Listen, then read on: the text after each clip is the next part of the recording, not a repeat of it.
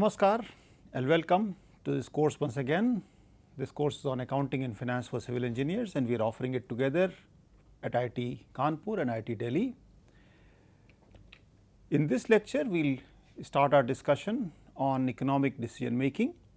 And in the last class, we discussed the concept of time value of money and various interest formulae relating to the different idealized cash flow diagrams. Now, these cash flow diagrams basically represent whatever goes out from the system and whatever comes in. So, what we had talked about in the last class was to figure out what are the ways or what are the different options that we have if we want to find out what is the present value of all this investment which is happening, let us say, at equal installments. What will happen, for example, in case we want a certain amount of money after a certain amount of time and we know the rate of interest, what should be our initial deposit that we want to keep, or if we do not want to keep a lump sum deposit, what should be the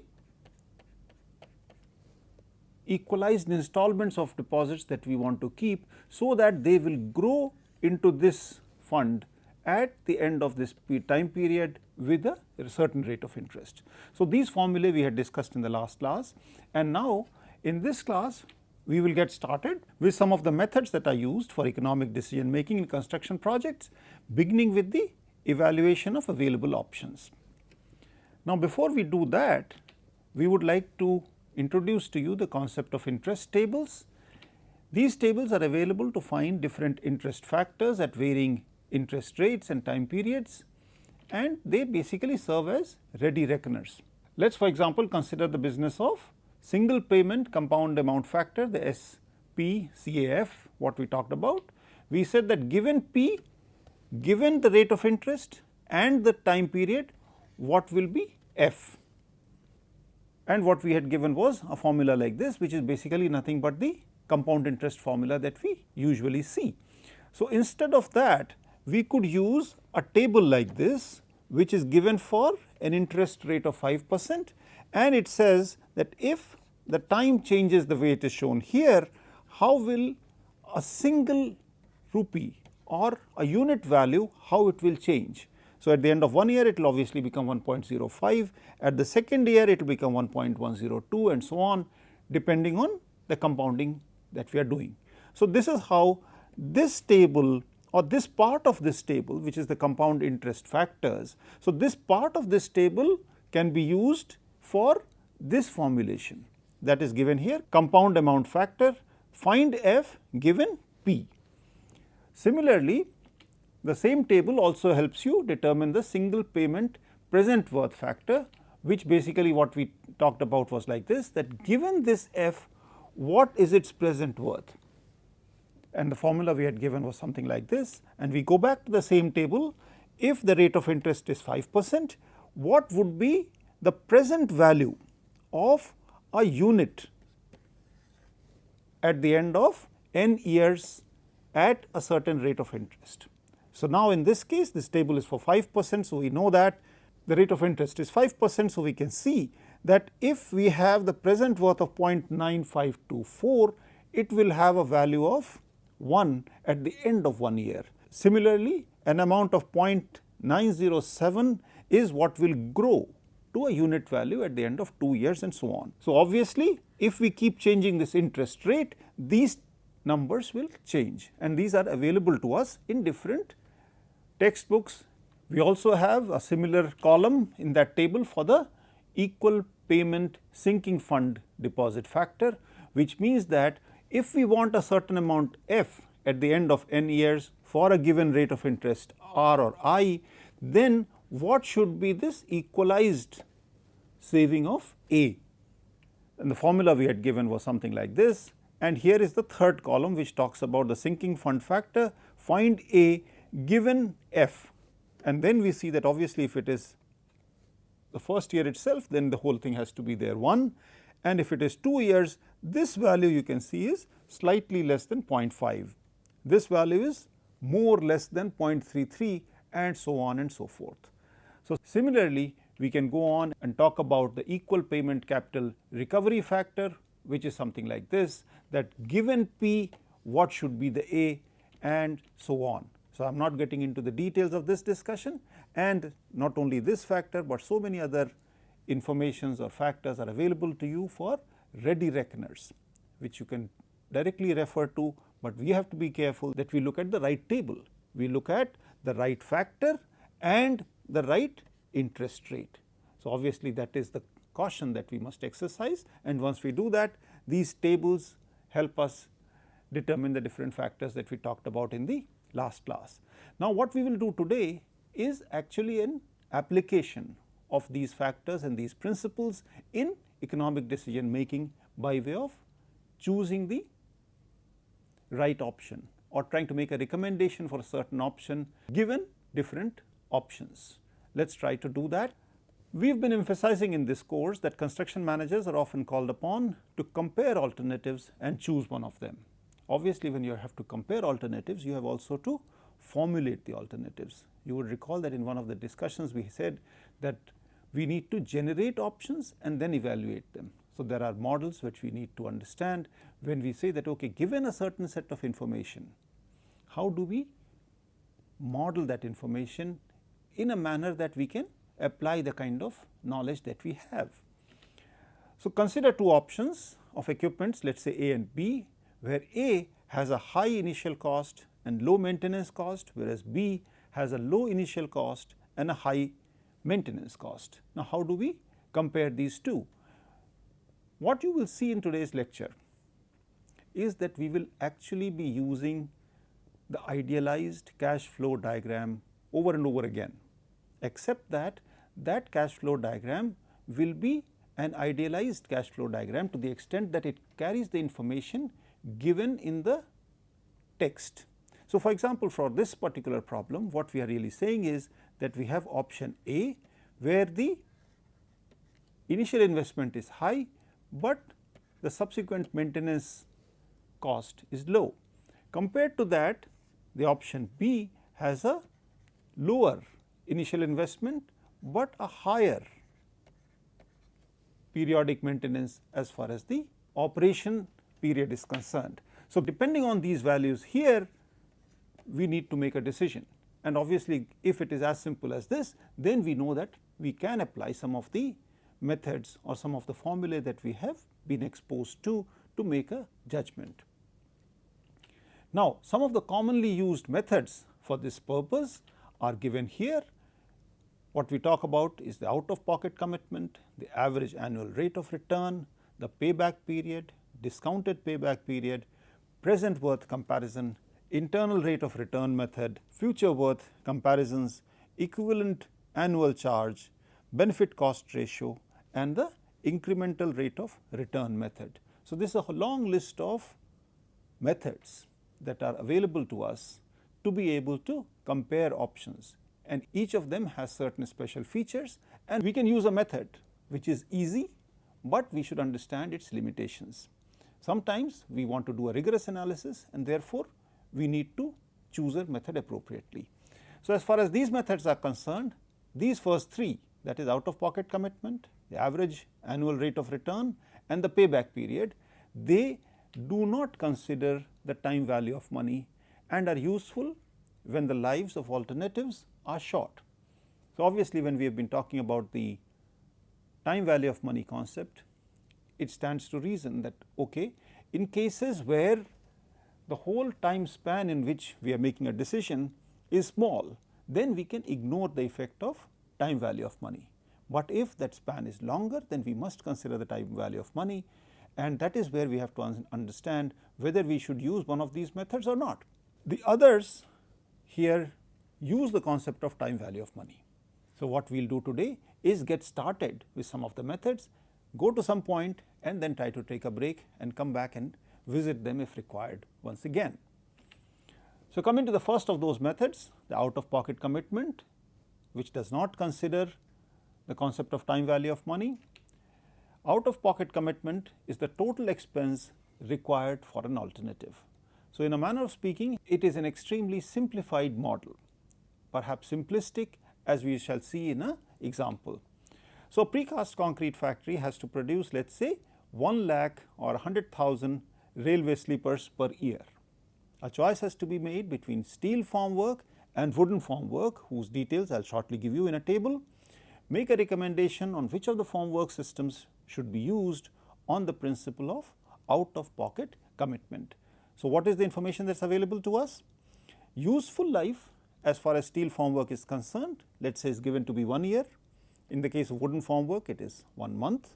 The cost of preparing one set of this formwork is, let us say, 400,000 and 50,000, and the labor cost for assembling a single sleeper formwork is 10 and 9. Now, how do we calculate the out of pocket expense for these two cases? It is relatively simple.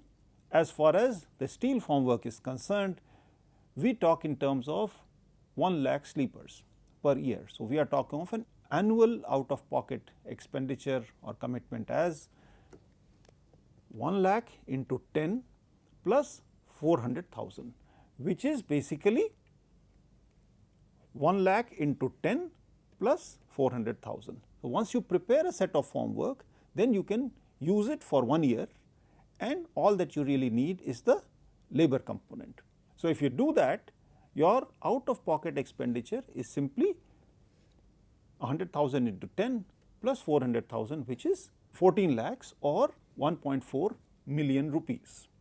If you do the same thing with wooden formwork, your out of pocket commitment is 100,000 sleepers into 9 plus 50,000 into 12.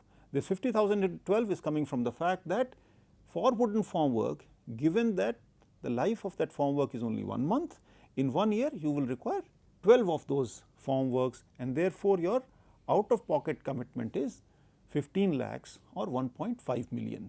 So, now if we compare these two, obviously the out of pocket expenditure or out of pocket commitment for steel formwork is slightly lower than that of wooden formwork, and therefore, the use of steel formwork can be recommended. So, we can see that this is a very simple method, perhaps a high school kind of method, where you do not really need a lot of expertise as far as finance is concerned, but what you need to know is the technology, that if you make a formwork, then what does it mean to talk in terms of the life of formwork?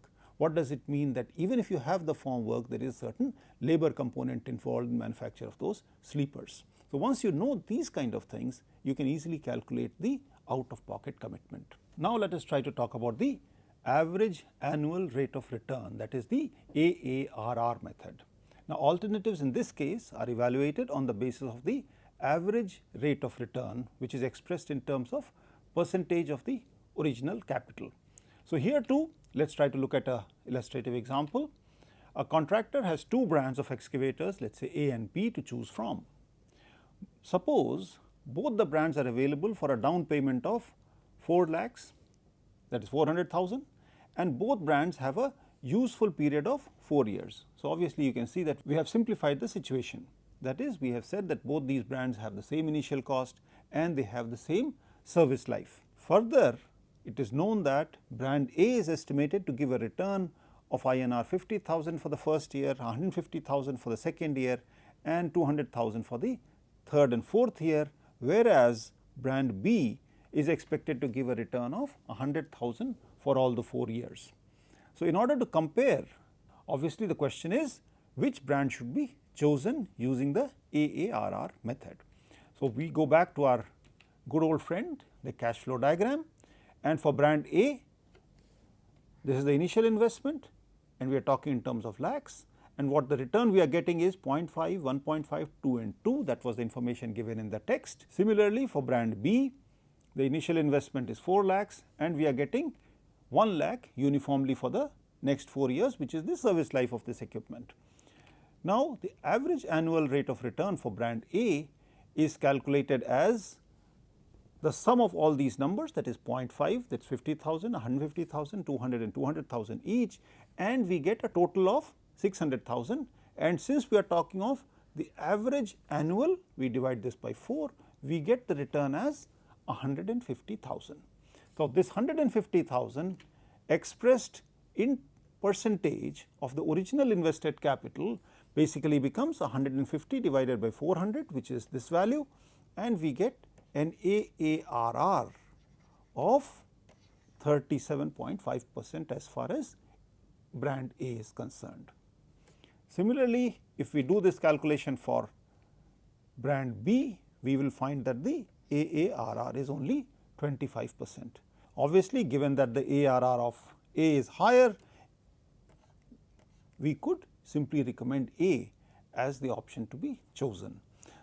Please remember that we are not considering here the time value of money. So, what we have done really is just added up these numbers here, added up these numbers here and tried to compare them. Moving forward, what is a payback period? That was the third of the methods that we talked about, and it is a period at which the investor gets the investment back.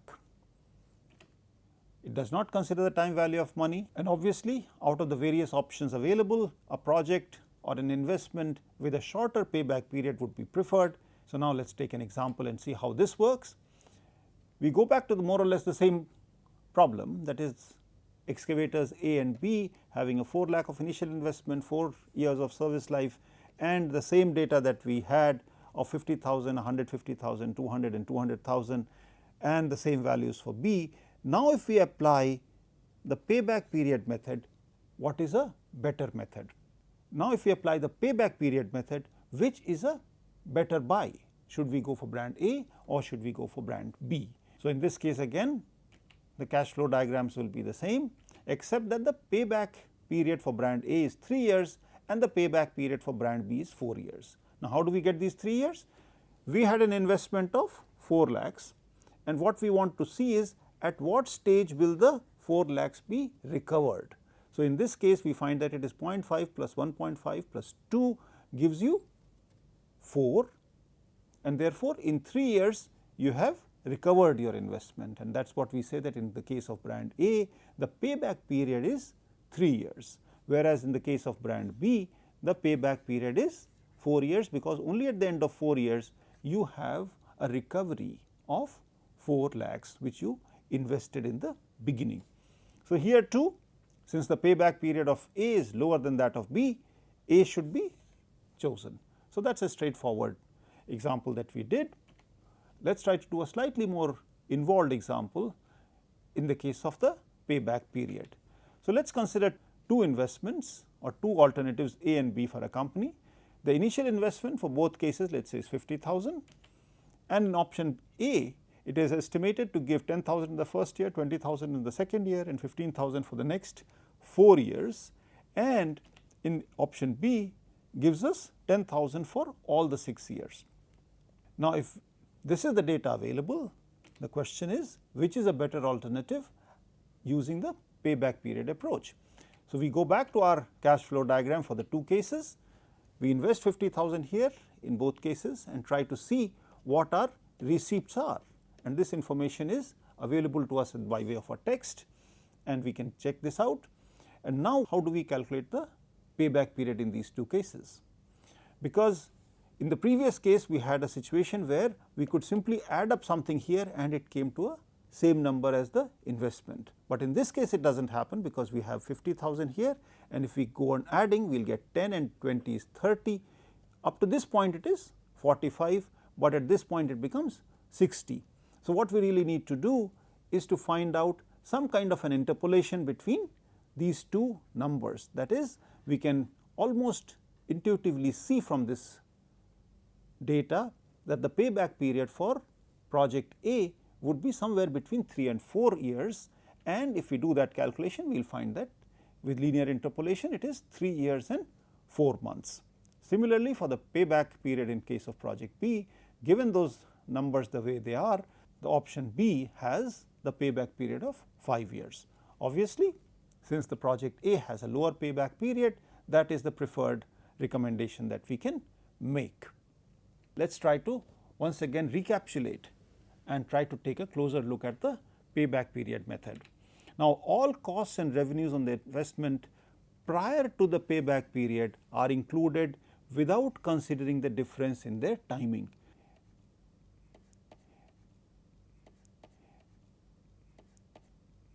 When we try to add these numbers, so we can see that if this is where the payback period is, then all these numbers regardless of where they appear, whether they appear in years 1, 2 and 3, or maybe there is just a single large recovery here at year 3, that really will not be counted.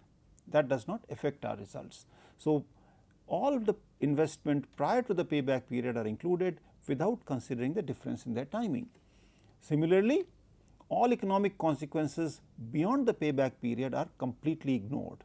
That is a very major limitation, because sometimes, especially if the time period that we are talking about is long, then we may not be able to ignore that altogether. So, these are the kind of things that we must keep in mind when we are applying one method or the other.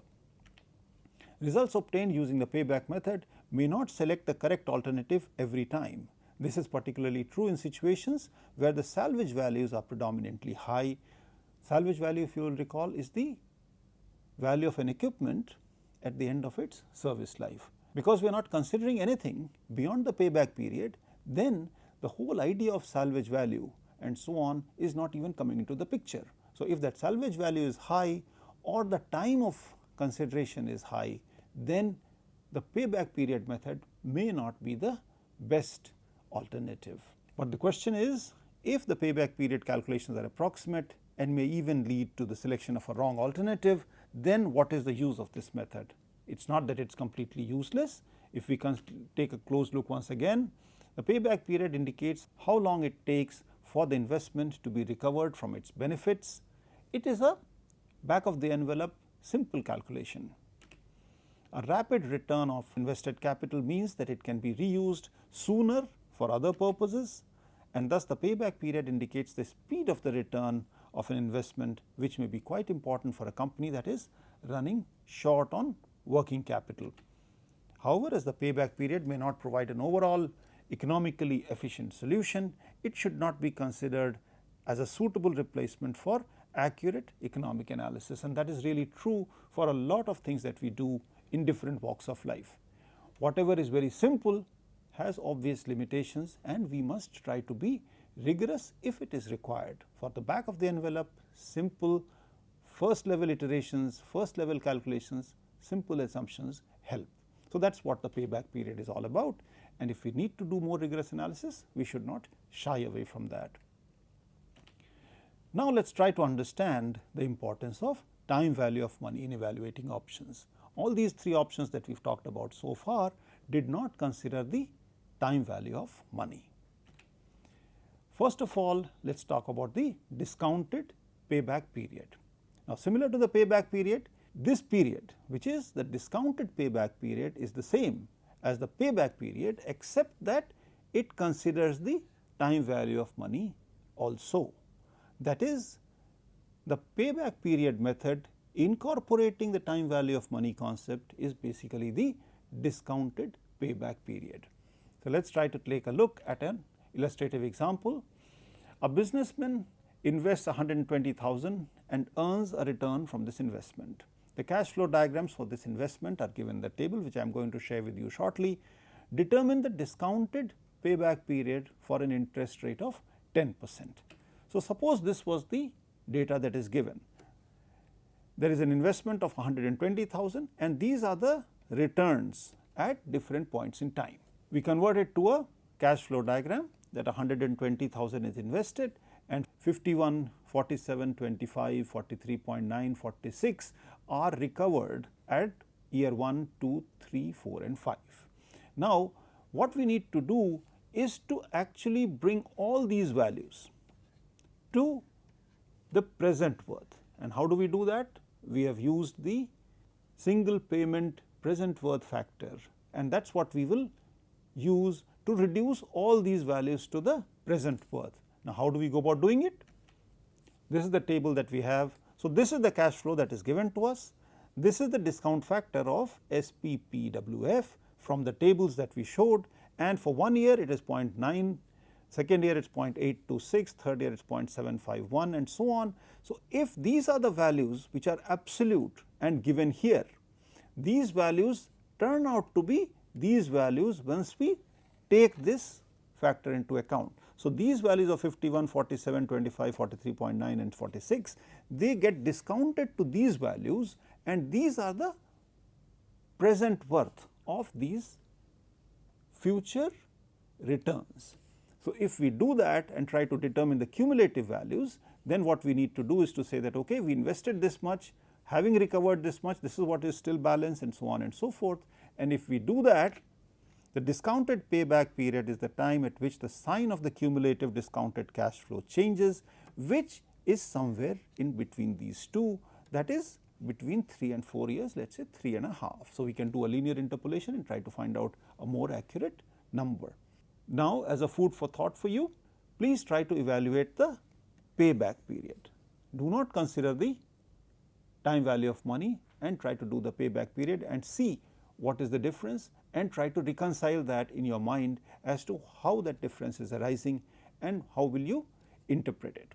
Continuing with our discussion of the present value, there is the concept of net present value, that is NPV, which is the sum of all cash flows discounted to the present using the concept of time value of money, and that is what we actually more or less used in the previous example as well.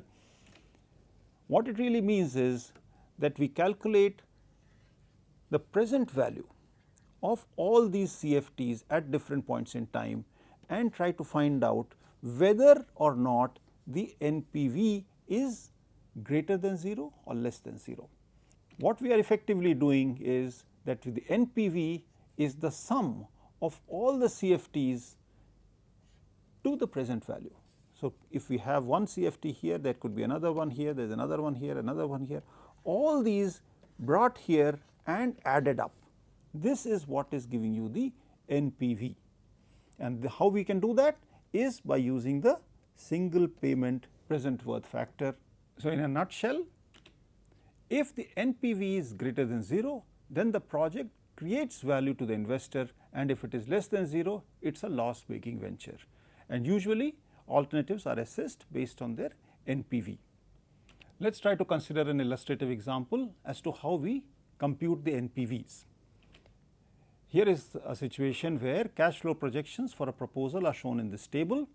Calculate the NPV of the cash flow at an interest rate of 15% throughout. Suggest whether or not the project is worth executing. So, what is given here is that the cash outflow initially is 200, and then these are the recoveries that you may make. So, it is 35 for 7 years and then 37 in the 8th year. So, if we convert this into a cash flow diagram, this is what it will look like in thousands of Indian rupees. And now the question is how to determine the NPV and try to see whether it is positive or negative. So, we calculate the NPV considering an interest rate of 15%. This is the cash flow diagram, and we know how this discount factors, which is SPPWF, that is single payment present worth factor, comes in, and we know that these numbers we can get from the tables, and these values get discounted to smaller values than what is projected here, because that is what their present worth is considering the rate of interest of 15%. So, now if this is what we get in terms of the present value, what we need to find out is that what happens if we add up the present values. That is, we do an algebraic sum of these values and then we try to find out the NPV. So, basically if we look at the positive values, that is starting from here to this point, we get the number as 156,390, and if we try to find out the net present worth, that is minus 200 plus 156.39 gives you a minus 43.61, and that means that this is obviously less than 0, and therefore, the project is not worth executing from a purely commercial point of view. Now, let us try to talk in terms of comparison of alternatives and trying to find out which alternative is better. Now, in this case, there are situations where there are equal lives, there are unequal lives, and there are infinite life. That is, the project goes on or the benefits continue to accrue for a long period of time. Now, in those cases, there are different methods that are available for our analysis, and let us try to understand first the situation for equal lives. As an illustrative example, let us try to see that if a contractor has been awarded a job and he requires to do a procurement of an equipment. Two brands of equipment A and B are available. Brand A requires an investment of 7 lakhs and brand B requires an investment of 4 lakhs, and the annual maintenance cost of these equipments are given in the table, which I am going to share with you, and which brand should be chosen if the interest rate is 8%. So, now if this information that gives you the maintenance cost detail year wise is known to you, the question is, how do we make a decision as to which brand of equipment to be bought? In this case, since we are talking of equal lives, let us say in both cases the service life of the equipment is 3 years. Now, if we can see that brand A has maintenance cost of 3 lakhs every year, whereas brand B has a maintenance cost of 5 lakhs.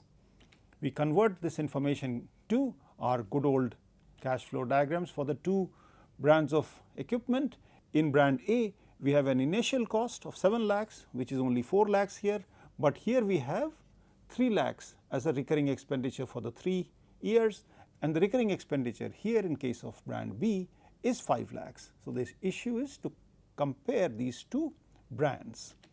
Now, for this we could use the equal payment present worth factor, and this is the formula that we had talked about.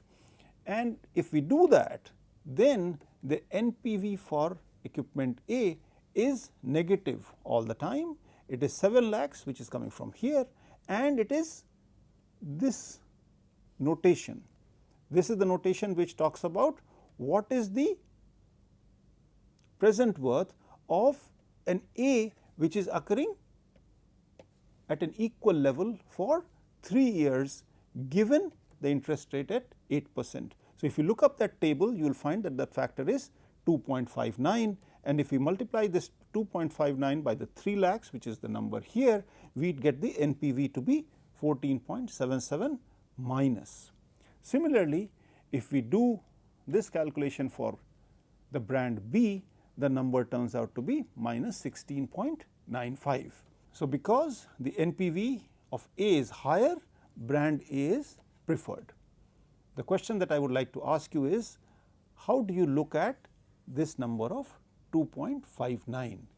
This number of 2.59 you can see is slightly lower than 111, which is 3, and that is what you need to clearly understand and reconcile in your mind, that yes, this number should be less than 3. So, these kind of simple cross checks help you avoid a gross mistake when we are trying to look at those tables and do the calculations. So, this is how we compare alternatives with equal lives. Now, let us try to wind up for the day. What we set out to do was to study the different methods that are available for economic decision making considering the time value of money, and this was the list that I had given to you. And what we have done today is a complete discussion of these 3 methods which do not consider the time value of money, and this method is half done, in fact 1/3 done, because we have only done type 1. What we need to do is the type 2 and type 3, that is unequal lives and a long life. And of course, then we have these other methods which are listed here, which we will return and do in a subsequent class. So, with this we come to an end of the discussion today, and here is the list of books or references which you may find useful to get some more information and detailed description of the kind of material that we have covered today. I look forward to seeing you again. Thank you.